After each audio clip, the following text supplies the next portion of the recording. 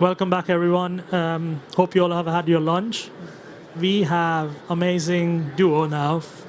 They are Outleft Productions. It's an award-winning boutique production company which works both in animation and live action, based in Dublin, Ireland.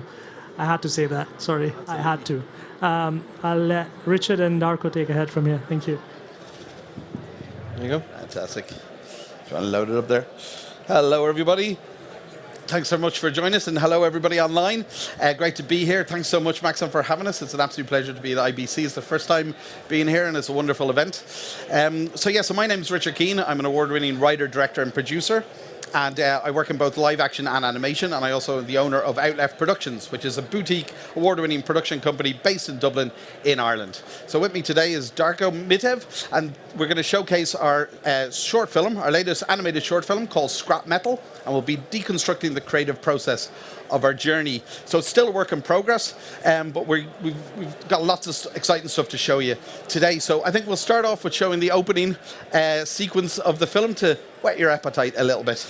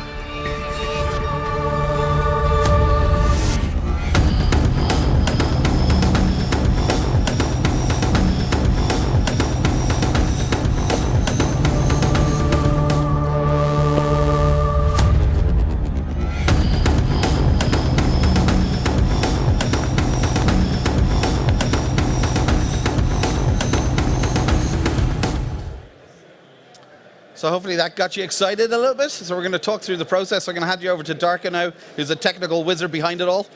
So Darko, take it away. Awesome. Well, thank you, guys. My name is Darko Mitev, like Richie said, and kind of acting as a creative director for the project. So we started this project almost 2 years ago now, and I had a couple of character designs in mind that I wanted to really try and experiment with stylized reality, because one thing at the beginning was very sure that we're going to use motion capture for a lot of the animation. So we wanted the designs of the characters to feel a lot more realistic, but still keep a little bit of stylization back in.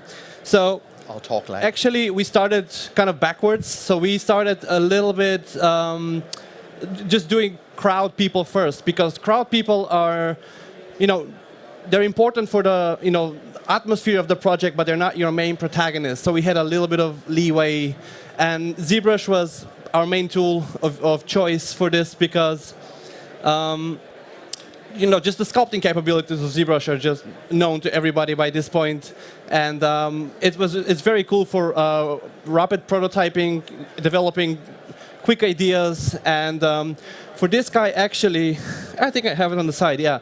For this guy, he is completely modeled in ZBrush. We used a little bit of Z-modeler for some of the boots where you need a little bit more control, but the rest was basically Z-remesh object. And because he was not as important to the story, it actually worked out pretty good. And with that out of the way, we were like, okay, we know what we're doing. Now we need to really nail down the style and work on straight versus curves, how many sharp objects we're going to have, sharp features rather. and things like that. So we took it a little bit further and started like really working on our main character, which is called Sybil. And this is the final sculpt we did for Sybil. So the idea here was she looks semi-realistic, but we're keeping some of the stylized features, because if you go full photorealism, then the whole production level needs to be to that standard, the movements, the rendering and everything. And being an indie studio, we knew that we had a couple of limitations. So we wanted to keep the quality high, but we also wanted to try to find ways to make our lives a little bit easier and actually finish the film at some point. And then after that, obviously, you have to do the boring part. Once you get the concept done, we did the full retopology. This is hand retopologized because, you know, when you're doing stuff for production, it needs to be optimized.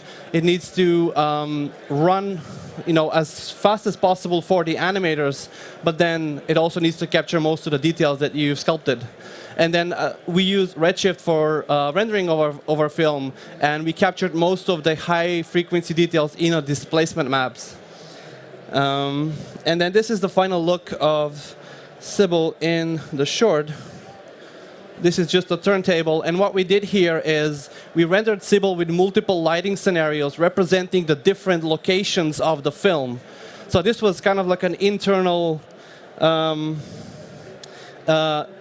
spoiler alert. This was like an internal render setup that I created for all the characters and all the props, because I want to make sure they work good in sunlight, in completely cloudy environments, in like a neon, because she'll be traveling through multiple locations, and we needed to make sure that the colors are calibrated, displacement works fine from close-up and far away, and of course, everything is calibrated perfectly. On top of that, we had a lot of environment work to do, and we use ZBrush heavily for environment as well. And I'm just going to show one quick example of creating a more sci-fi looking pipe work with a lot of fabric.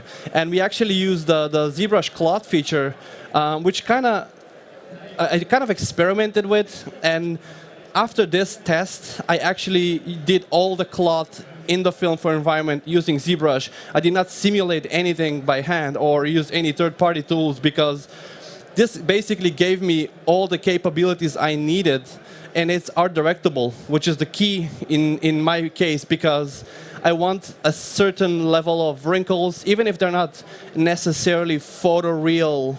It's all about, you know, stylizing it to the to the look of the film. And basically, majority of the process is activating cloth and disabling the gravity, so that you can use the brushes and the cloth transpose to basically get the look what you want. And then we had to build a city. So this city is huge. It's 2.5 kilometer long, real world scale. And like one of the really important bits was this city was supposed to work from almost every angle, because we have the camera traveling forward and then backwards and then spinning it around in different shots. So everything had to be designed in a way that it worked plausibly for every different angle, but we don't kill ourselves building the whole thing. So it had to be like really meticulously thought out. And a lot of the work was done through look development and texturing, just because the scene by itself, and we're going to see this in the next slide, the scene by itself is 64 million polygons. So that was a huge, like when I first, even before starting the look development, when I first did the environment modeling and I saw the polycad, I was like, ooh, this is getting, it's getting up there. It's going to be tricky to get this to render. But then, you know, starting doing the lighting, and we just kept adding complexities and characters and vehicles. We even had birds in the distance in geometry, alembic, you know, simulated flying. We didn't use any matte paints for that. So that the whole thing basically was able to render in Redshift in under 15 minutes, which I was blown away. So this scene originally was set up in V-Ray for Maya. We are primarily a Maya studio, and then when we basically started to dive into the Maxon universe, we started to shift our ways, shall we say, a little bit. So the first was translating the entire scene from V-Ray to Redshift, meaning I had to rebuild almost 1,000 shaders from scratch, and we had to develop a custom tool for that because, doing all of that by hand is pretty much impossible. So we had a couple of little scripts created in Maya which will convert most of the lighting and some of the shader connections, and then you would basically tweak all the sliders and try to get it to look as close as possible. And then we basically had to divide the whole city into different sections, and figure out, okay, how many hero buildings we have to have, and then the rest would need to lower in detail and just pray that motion blur and depth of field will get us, out of, halfway through the finish line. So I think the slowest frame in that shot that you saw at the beginning was 20 minutes per frame. And that one is because I actually rendered full motion blur in Redshift. I didn't do the motion blur in post. Everything was done directly in the render engine. And then the opening shots, it was between 6 and 15 minutes. So an average is 17 minutes a frame for the whole thing. So yeah, CPU versus GPU. I kind of mentioned that already, but this is the Redshift version of that scene that I was able to kind of recreate, and yeah, it worked really well. I used Redshift in the past, but mostly for stylized work. And when we started this project, I really wanted to see how far we can push it to see, can it become our main renderer basically in the company? So can we use it for everything? Because we know we can do stylized stuff really, really quickly, really well. And this was kind of a test where it's like a one step below VFX quality. It's not really VFX quality intentionally, but if you can get this, then there's no reason why you can't get full VFX look to it. And then we discovered Cinema 4D, and we discovered the amazing integration they have through Cineware with After Effects. Now we use After Effects for our compositing anyways, so we were doing a lot of bending over backwards to get the matte painting to work with After Effects because I was primarily a Nuke person, and I was used to exporting my whole thing in Nuke and plugging my cameras and nodes.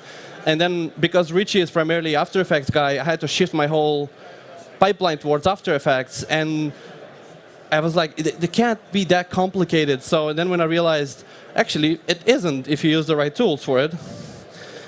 So here comes Cinema 4D. And this is my very first day of opening Cinema 4D. As soon as Maxon got on board with us and they decided to support our project, we were like, well, now we have access to this plethora of tools. Let's just learn it and see where we can go with it. Can it change our pipeline in any meaningful way?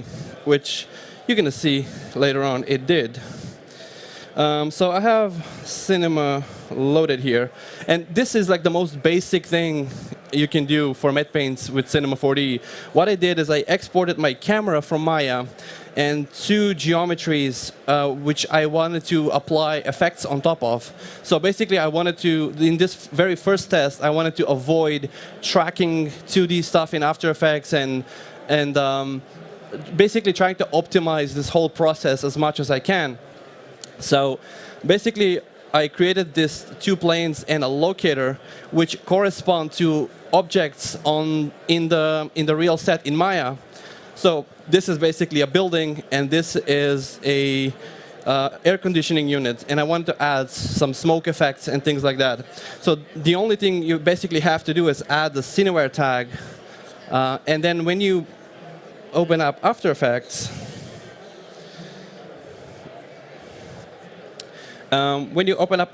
you can import your Cinema 4D file directly in After Effects, which to me was mind-blowing. You can take your entire 3D scene and dump it in After Effects, and you have all of these options. Now, we're barely scratching the surface with this example of what Cineware can actually do, because you can actually bring a lot more objects and stuff from Cinema, but remember, this was like 6 months ago when we were literally just starting to learn cinema.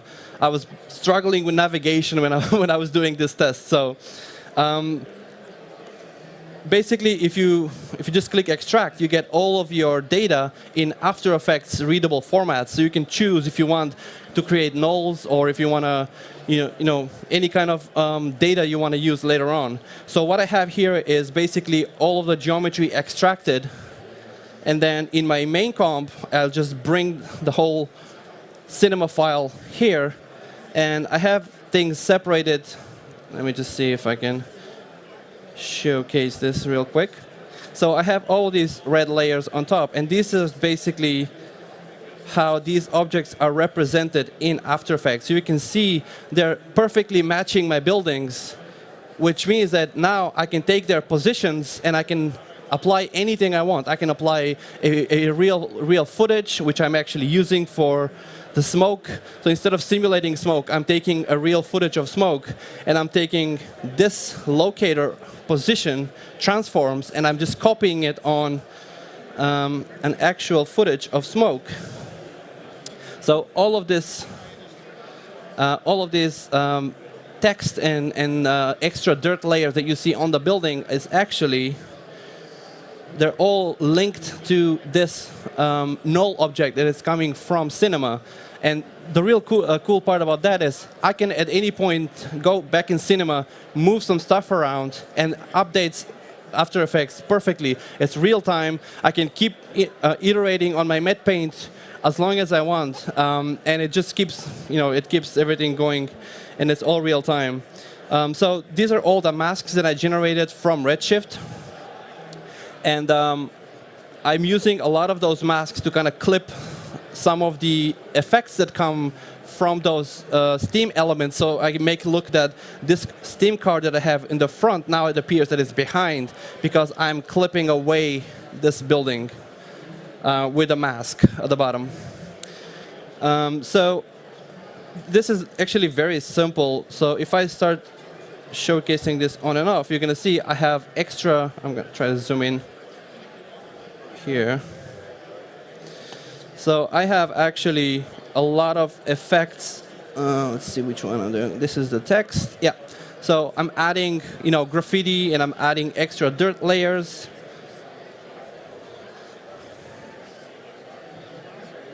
Yeah, so this is on the top. So I have that leaking effect. And these are literally duplicates of the same layer linked to the original null, and they work pretty good. So this was like the taste of what cinema and After Effects can do as an integration. And after this, we were like, okay, we need to investigate this way more, because the first couple of matte paints that we did traditionally required 7 different software. You had to export layers, you make sure about parallax and all of that. You don't have to worry about none of this if you work with this kind of workflow, because it's very iterative and it's real time.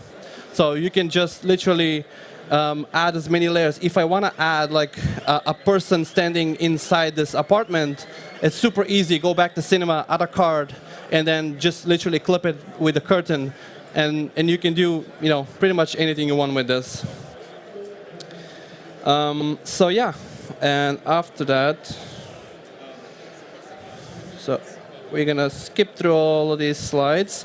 So after that, we were like, okay, what else we can kind of do? And I was already familiar with the magic bullet effects, because I've been using magic bullet for color work, and then when we started diving into all the plugins that come from Maxon, we kind of changed a lot of the ways we do effects, like camera, like lens flares, like all of these effects now became like really simple to do in After Effects.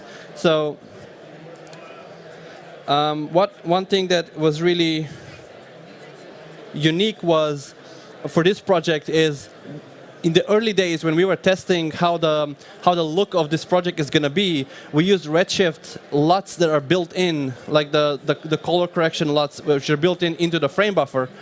And I really liked the look of one of those LUTs, and I was like, how can I take this and can I apply it to my final comp? Because I already like the contrast and the color, and the render was balanced with that LUT in mind. So one thing we did is, in my color correction layer, we have a Lumetri color layer. And inside of that, in the creative section, I'm loading back the redshift LUT. So I'm disabling the LUT on rendering. I'm rendering the raw image, basically emulating a log file for people familiar from VFX world. And then when I go back to Lumetri color, I'm adding the LUT from redshift. And I'm getting the exact same render that I had in my render buffer. And on top of that, I keep adding all my effects, all my glows, my depth of field, and all of these things.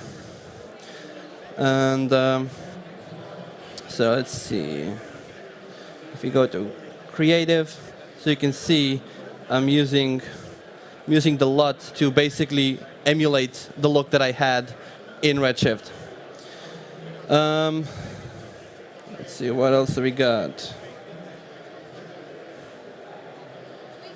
Yeah, and now you can see the before and after of the whole exercise of us trying to implement Cinema 4D in our workflow.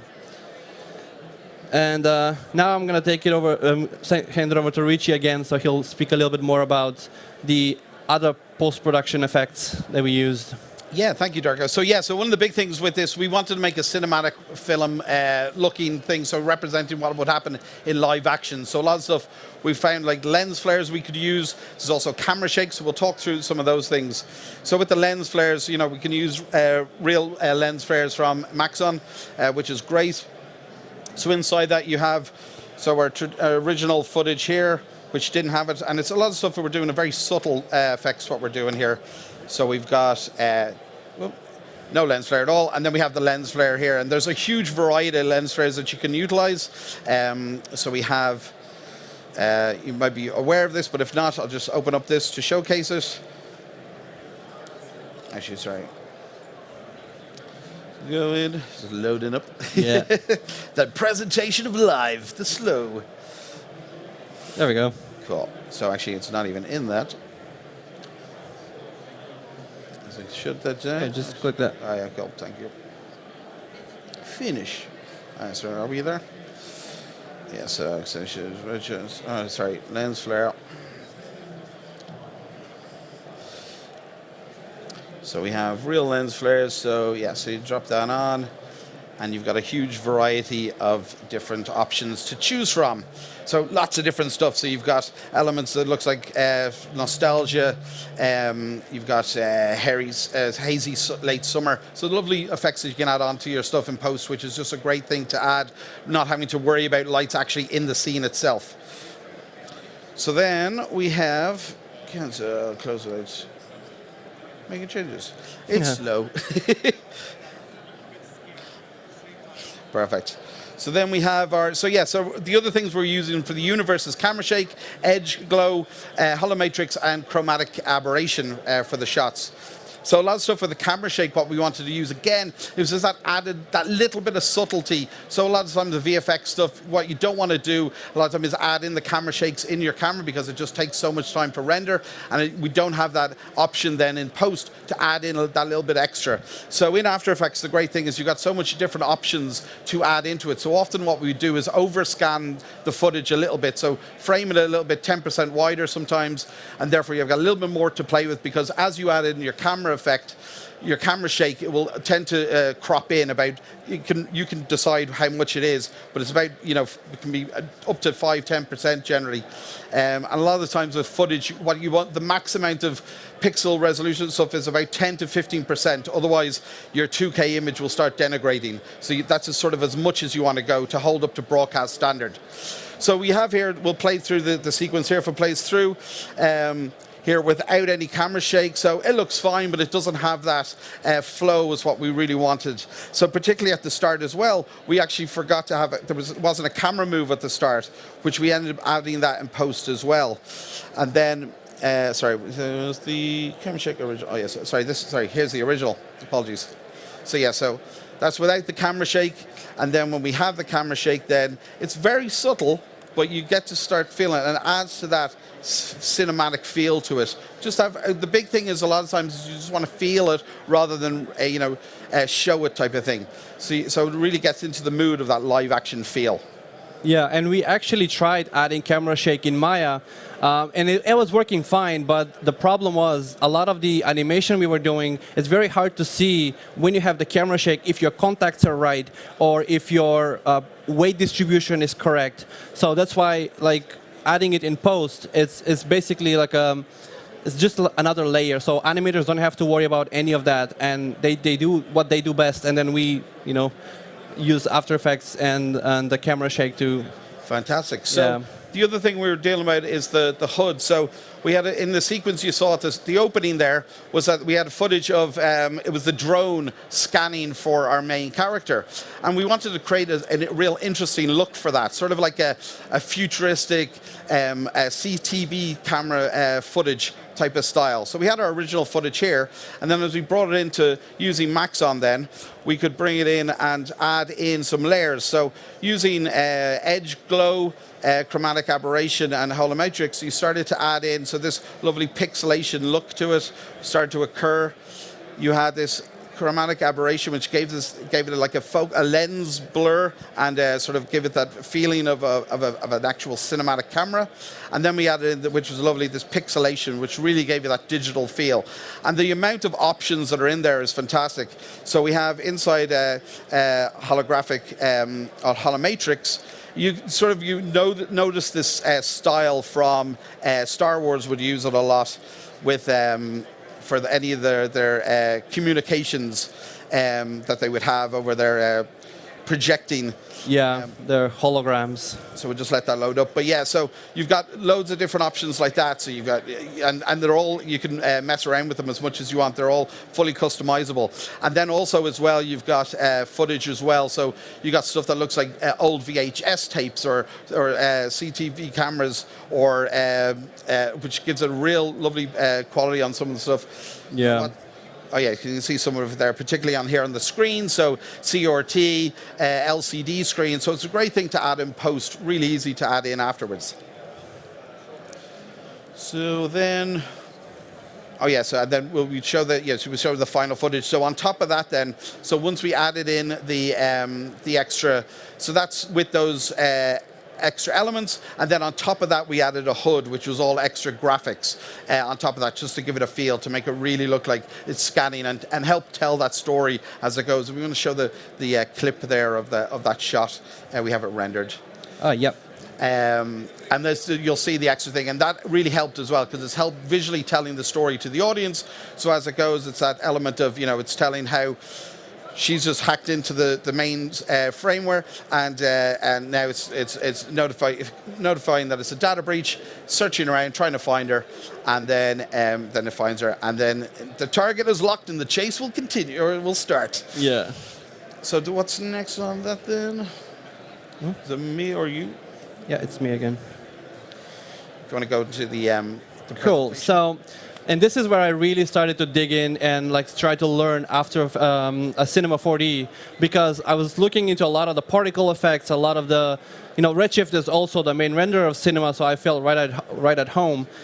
So I did. Well, actually, will we show you the subways? Oh yeah. Yeah. So we have another sneak peek is that we have this whole render of the subway set as part of the chase sequence that occurs. We'll show you the teaser of that.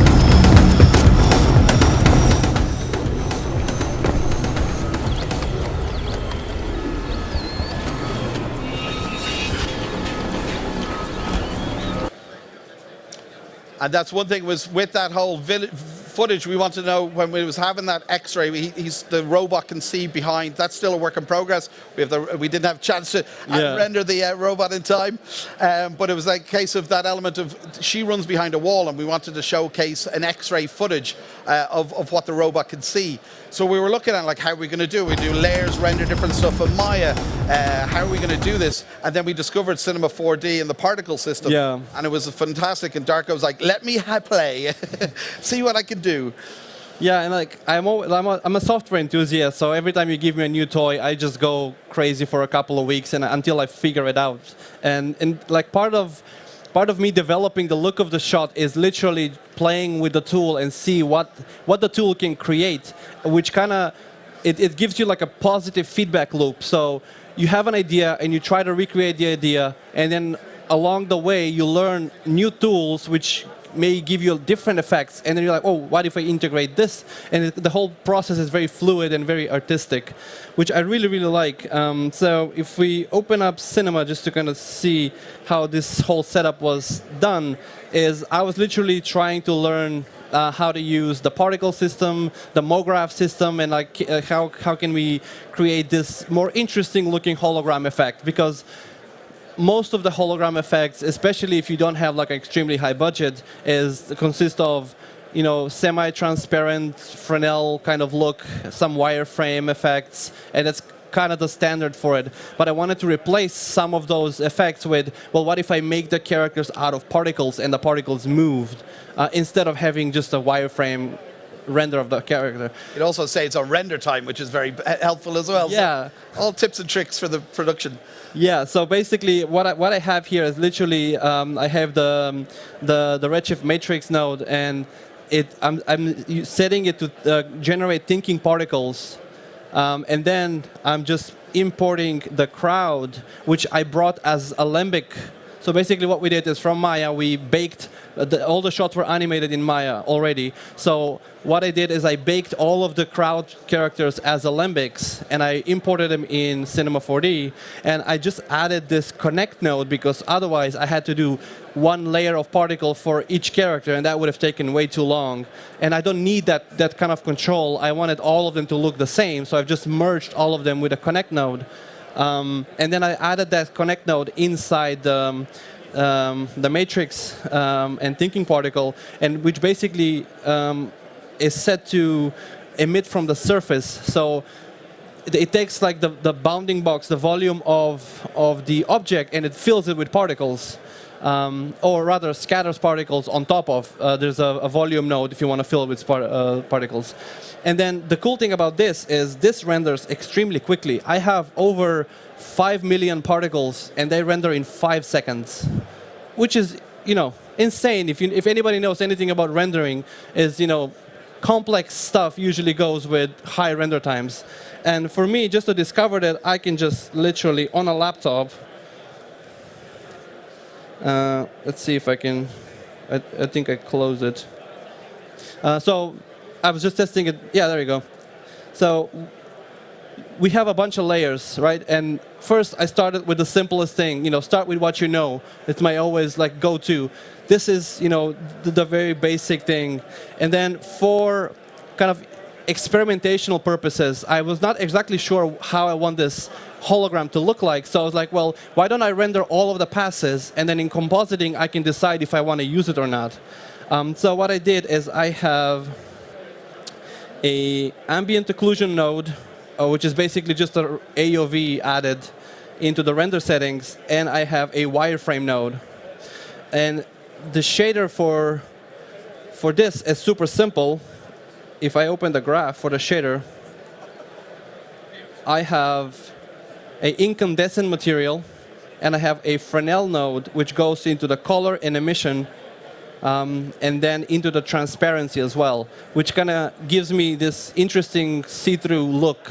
And the cool thing is, because this is a incandescent material, I don't need any lighting, because the whole point is, you know, it's basically like a black void, and the object is emitting light because it's an incandescent material, right? So I don't need to add any extra lights, which make the render super quick. And then for that, if I start enabling some of these,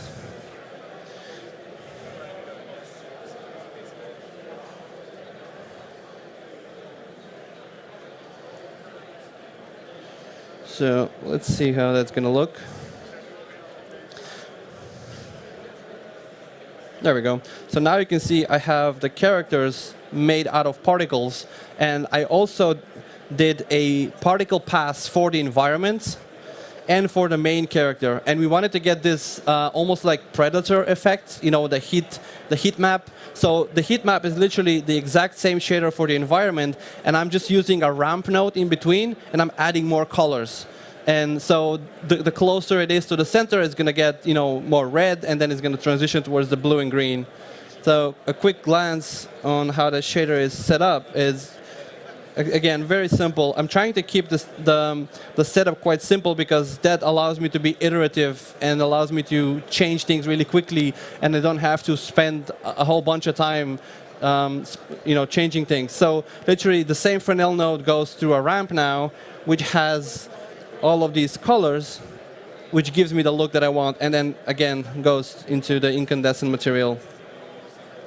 So because I was not sure which of these layers will be used, I actually rendered each of them separately. So if you open up this comp file, what you're going to see is I have,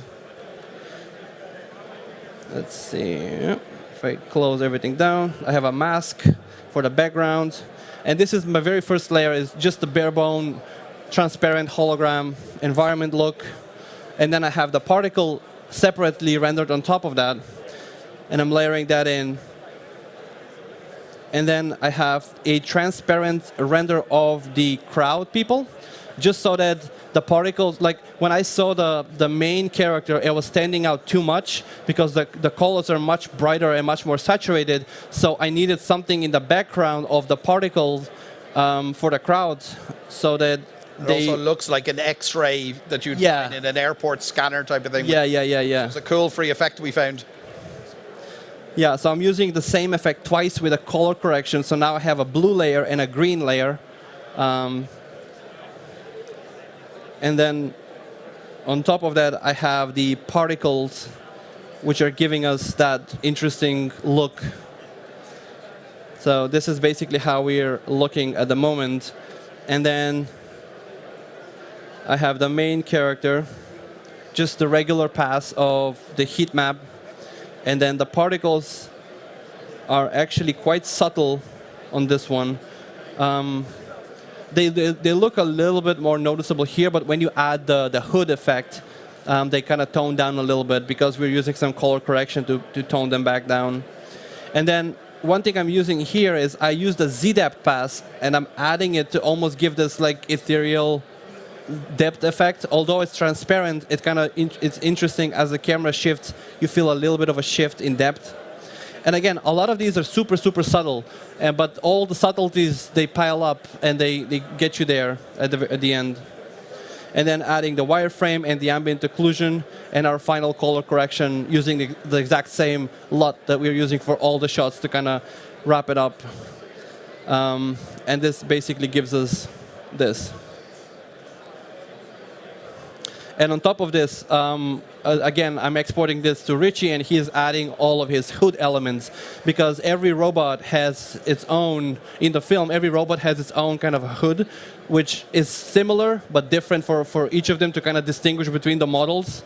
So the smaller robots, the older versions, more pixelated and things like that. And what we're actually, like one thing we found was you can actually render way smaller resolution because of all the effects are degrading the image anyway. So you can down the samples and you can render instead of 2K, you can render HD and save potentially days of rendering.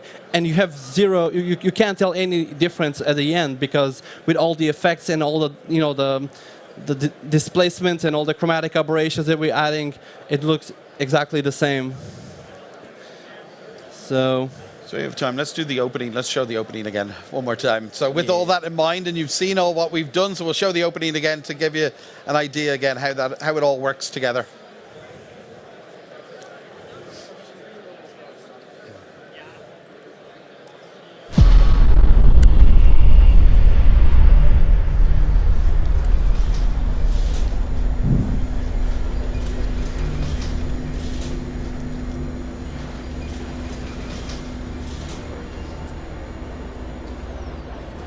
And I just wanted to add that while this is playing, is this hologram effect was so successful that we actually decided to add another shot once we discovered this and how easy it is and how cool it can look.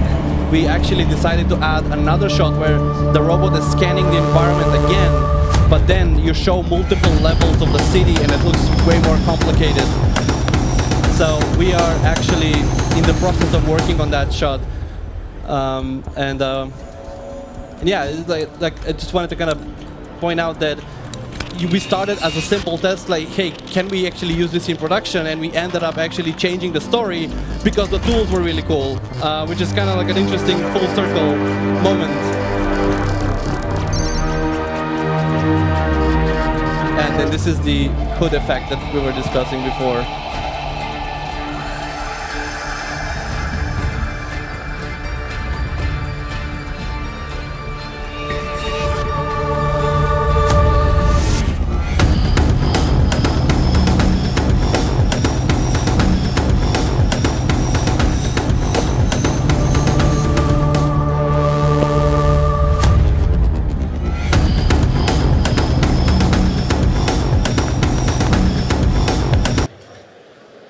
And that's it. So now, for anybody who is still here, Yeah. For the giveaway, as a thank you for everybody.